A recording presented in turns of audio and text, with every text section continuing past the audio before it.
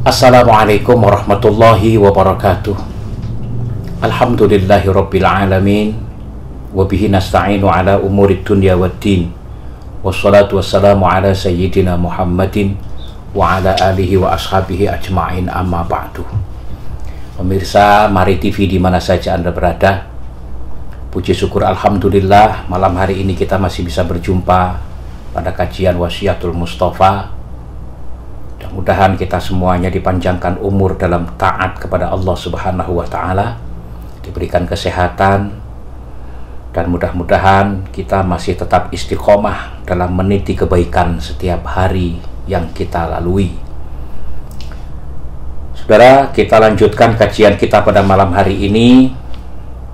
Malam hari ini kita akan memasuki pasal fi alamatil khairi. Bismillahirrahmanirrahim. Ila hadratin Nabiyil Mustafa Muhammadin sallallahu alaihi wasallam wa khususan lil muallifi hadzal kitab Syekh Abdul Wahab As-Sa'rani, wa khususan li sihhati murabbi ruhina Ayahanda Dr. Kiai Haji Nur Muhammad Iskandar SQ. Lahumul Fatihah. A'udzu billahi minasyaitonir rajim. Bismillahirrahmanirrahim. Alhamdulillahi rabbil alamin arrahmanir rahim maliki yaumiddin. Iyyaka na'budu wa iyyaka nasta'in. Ihdinas siratal mustaqim. Shiratal ladzina an'amta 'alaihim ghairil maghdubi 'alaihim waladdallin. Amin. Silahkan yang memegang kitab Wasiatul Mustafa seperti ini, kita lanjutkan pada halaman yang ke-15. Bismillahirrahmanirrahim. Qala al-muallifu rahimahullah wa nafa'ana bi'ulumihi fid dharain, amin. Bismillahirrahmanirrahim. Faslun, bermula inilah fasal. Itu fi alamatil khairi, di dalam menjelaskan tentang tanda-tanda kebaikan. Qala, bersabda siapa Kanjeng Nabi, alaihi, tetap atas Kanjeng Nabi, apa as-salatu, salawat, wassalamu, dan keselamatan. Alamatus sabri, bermula tanda-tanda sabar.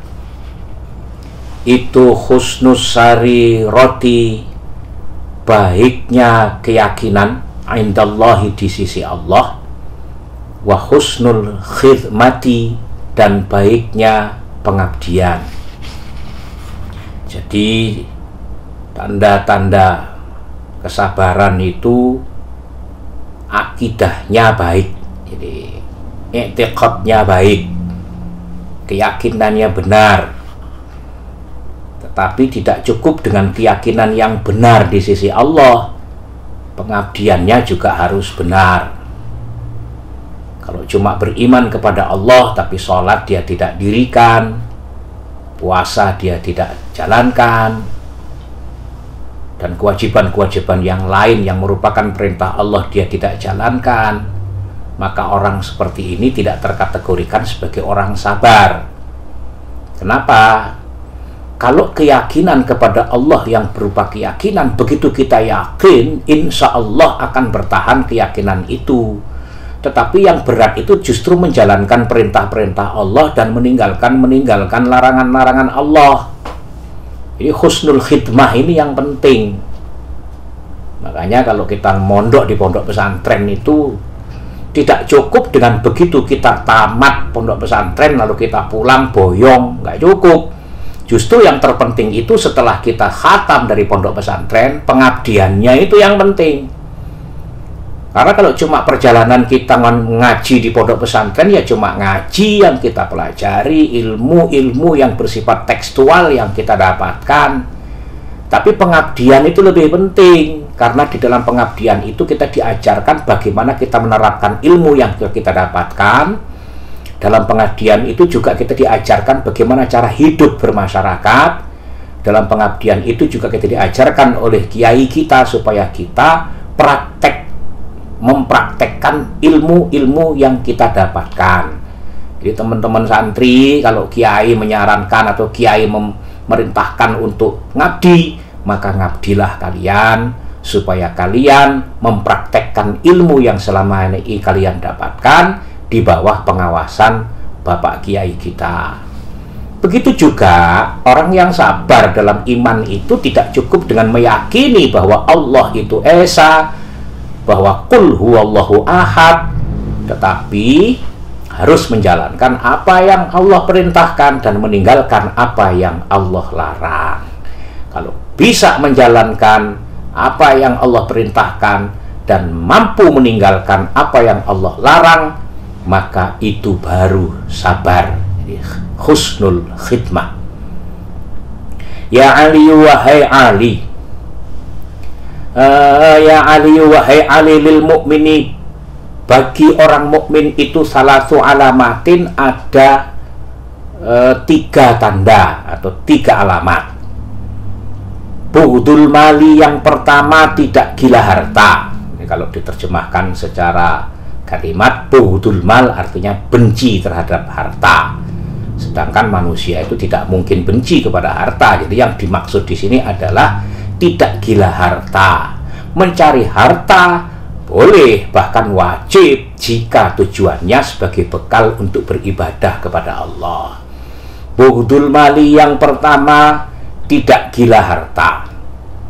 Jadi orang yang beriman itu tidak boleh gila harta. Artinya tidak menjadikan harta sebagai tujuan utama, tetapi menjadikan harta sebagai bekal ibadah. Loh, ibadah apa perlu harta? Perlu. Nah, kalau Allah mewajibkan kita untuk menutup aurat, kan kita perlu duit untuk beli pakaian. Kalau Allah mewajibkan kita bagi yang mampu untuk menunaikan ibadah haji, ongkos haji sudah berapa? Minimal 35 juta, itu pun belum termasuk bekal yang akan kita bawa untuk makan di sana. Artinya harta tetap kita cari, tapi jangan dijadikan sebagai tujuan utama. Jadikan harta itu sebagai bekal untuk beribadah kepada Allah. Wa bughdun nisa'i, dan tidak gila wanita. Orang yang beriman tidak boleh gila sama wanita, meskipun di sini kalimatnya bughdun nisa, benci perempuan. Nah, kalau benci perempuan terus masa ya jeruk makan jeruk, kan tidak. Tetap orang laki-laki jodohnya ya orang perempuan, tetapi jangan engkau jadikan perempuan itu sebagai selalu tujuan kamu. Yang belum punya istri dan punya kemampuan, bekal sudah cukup, sudah mampu untuk nikah, nikah. Jangan cuman main perempuan, ganti-ganti perempuan, nggak boleh. Ya, jadi bughdun nisa itu maknanya bukan benci perempuan, tetapi tidak gila wanita. Kalau memang kepingin menikah, ya menikahlah. Merasa sudah sanggup untuk menikah, menikahlah. Jangan kau permainkan wanita hanya untuk kepentingan nafsu belaka. Niatkan untuk menikah semata-mata lillahi ta'ala, untuk ibadah kepada Allah.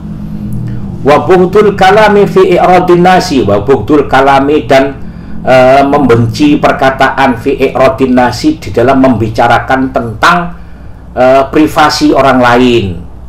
Orang beriman itu nggak usah campur tangan urusan orang lain yang bersifat privasi.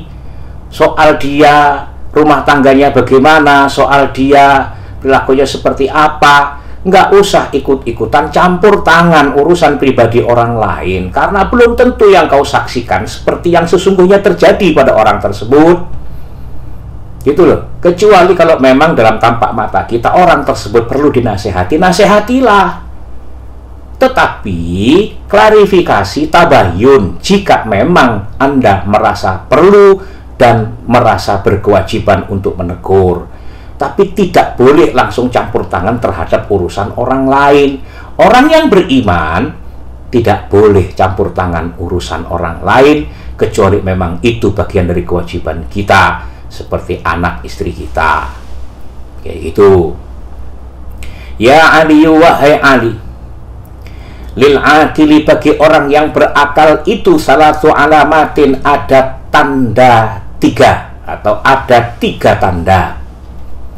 Al isti'anatu bid dunya, menjadikan pertolongan dengan dunia alal akhirati, untuk kepentingan akhirat. Jadi orang cerdas itu, orang berakal itu tidak menjadikan dunia sebagai tujuan satu-satunya.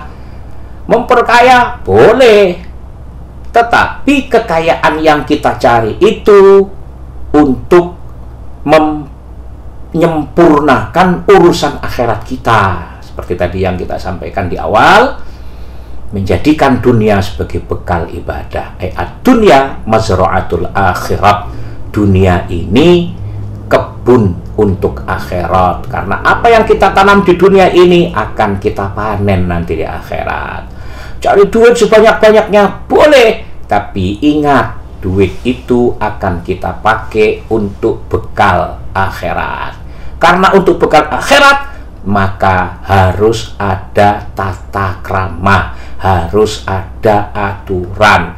Cari duit sebanyak-banyaknya, tapi jangan lupa bahwa ada aturannya cari duit itu. Jangan sampai karena demi kekayaan, demi harta, lalu menghalalkan segala cara. Duit yang kita cari dengan menghalalkan segala cara, dalam tanda kutip, duit haram, itu jangankan untuk bekal ibadah di dunia, di akhirat pun tetap akan mendapatkan siksa. Ya Ali, wahai Ali lil akili, bagi orang yang berakal itu salah satu alamatin, ada 3 alamat. Al isti'anatu bid dunya, menjadikan dunia sebagai pertolongan alal akhirati, untuk kepentingan akhirat. Wahtimalul Java, mungkin maksudnya Java, di sini nggak ada titiknya. Jadi yang pakai kitab ini ditambahin titik sendiri. Wahtimalul Java, dan menahan emosi. Jadi orang yang berakal itu harus bisa mengendalikan ucapan yang keras, maksudnya. Kalau orang yang tidak berakal, begitu marah nyeplos, begitu nggak suka ngomong, maka dampak negatif dari apa yang dia ceploskan tadi akan merugikan dirinya sendiri. Nah, kalau orang cerdas, dia harus mempertimbangkan. Kalau dia marah nanti melukai hati orang, kalau dia marah nanti menimbulkan dendam, kalau dia marah nanti menimbulkan kebencian. Orang yang cerdas harus bisa menahan amarahnya, harus bisa menahan ucapan kasarnya, apalagi sampai melaknat. Udah pasti merugikan diri sendiri. Melaknat itu kelihatannya saja kita itu sombong, kita itu menang. Padahal ketika laknat itu kita ucapkan untuk orang, laknat itu akan naik ke langit, dan di langit laknat itu akan mencari sasaran siapa yang dilaknat tersebut. Begitu orang yang dilaknat tersebut rupanya tidak layak untuk menerima laknat, laknat itu kembali lagi kepada orang yang melaknat itu tadi. Nah, jangan sembarangan melaknat orang. Jadi harus ikhtimalul Java, mampu menahan ucapan kasar, ucapan kotor, ucapan yang bakal melukai orang lain. Wasabru ala syada'id, dan tanda-tanda yang nomor 3 bagi orang yang cerdas itu sabar terhadap kerasnya ujian. Kenapa kok itu tanda orang yang sabar? Iya, kalau orang tidak menerima ujian besar kemudian dia sabar, masih masuk akal. Sabar yang sesungguhnya itu ketika ujian itu datang bertubi-tubi, ketika ujian itu berat yang kita hadapi, tapi dia masih sabar. Itu orang yang cerdas. Kenapa? Karena kalau nggak sabar mau ngapain lagi? Diuji kepada Allah, kita sabar ya tetap kita terima ujian itu. Kita nggak sabar ya tetap kita terima ujian itu. Cuma kalau kita sabar menerima ujian dari Allah, maka Allah menjanjikan pahala yang tiada batas. Tapi kalau kita nggak sabar dengan ujian Allah, maka kemana lagi kita akan mencari Tuhan? Wong itu Allah yang menguji kita. Maka lebih baik sabar. Dan orang yang sabar terhadap beratnya ujian yang dia terima adalah ciri atau tanda orang yang cerdas atau berakal. Walil alimi, dan bagi orang yang alim itu salasu alamatin, ada 3 alamat. Sidqul kalami, jujurnya perkataan. Jadi orang itu kalau dikategorikan orang alim itu kalau ngomong harus jujur. Orang alim itu kalau ngomong harus benar, jangan berdusta. Apalagi sudah jadi tokoh masyarakat, sudah menjadi ustadz, sudah bikin pengajian, masih aja terbiasa nyebar hoax. Banyak ustadz-ustadz yang dalam ceramahnya itu kadang-kadang dia tidak harus klarifikasi dulu kepada apa yang sebenarnya terjadi, langsung dia sampaikan kepada umat. Kalau orang awam berdosa, maka kadar dosanya itu sebatas apa yang dilakukan oleh orang awam tersebut. Tapi kalau orang yang sudah menjadi panutan berbuat dosa, maka dosanya meskipun dosa kecil terkategorikan dosa besar. Kenapa? Akan diikuti oleh orang yang mendengarkan, akan diikuti oleh orang yang mengikutinya. Karena itu orang alim itu alamat yang pertama, ciri-cirinya kalau ngomong jujur, sesuai fakta, tidak ngarang, tidak hoax, dan tidak menyebarkan hoax. Wajtinabul harami, dan ciri-ciri yang nomor 2 atau alamat yang nomor 2 bagi orang yang alim adalah menjauhi perkara haram. Gitulah.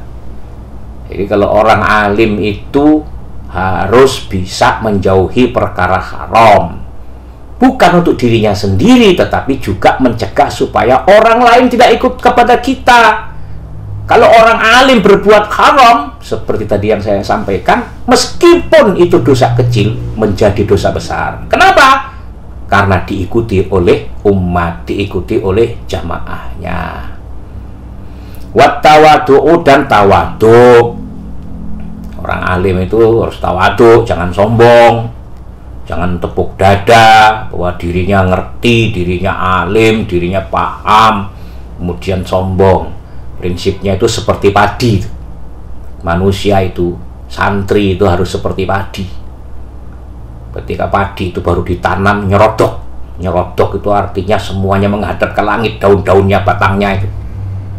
Biasa, santri itu kalau masih santri, kalau masih belajar, itu kemampuan yang dia miliki biasanya dengan debat dalam diskusi, dalam sarasehan, dalam bahthul masail. Tampak sekali dia harus hebat, dan itu wajar. Tapi ketika Anda sudah jadi orang alim, maka Anda harus bisa menahan kesombongan itu, tundukkan. Coba lihat padi. Masih pertama tinggi, semuanya nyerodok, menghadap ke langit. Tapi begitu berbuah, padi itu lama-lama makin nunduk, makin nunduk, makin nunduk. Tawadhu. Orang yang alim hendaklah tawadhu, tidak sombong dengan ilmu yang dia miliki. Jadi sekali lagi, tanda-tanda orang yang alim itu yang pertama, sidqul kalam, omongannya jujur. Wajtinabul haram, menghindari atau menjauhi perkara haram. Wattawadhu, dan bersifat tawadhu, tidak sombong. Mudah-mudahan semua yang menyaksikan channel YouTube Mari TV dalam kajian Wasiatul Mustafa malam hari ini dijadikan oleh Allah sebagai hamba Allah yang sabar, sebagai hamba Allah yang mukmin, sebagai hamba Allah yang alim. Demikian, mudah-mudahan bermanfaat. Kurang lebihnya mohon maaf. Jangan lupa subscribe, like, komen, dan nyalakan tanda lonceng. Sampai jumpa kembali. Wallahul muwaffiq ila aqwamit thoriq. Wassalamualaikum warahmatullahi wabarakatuh.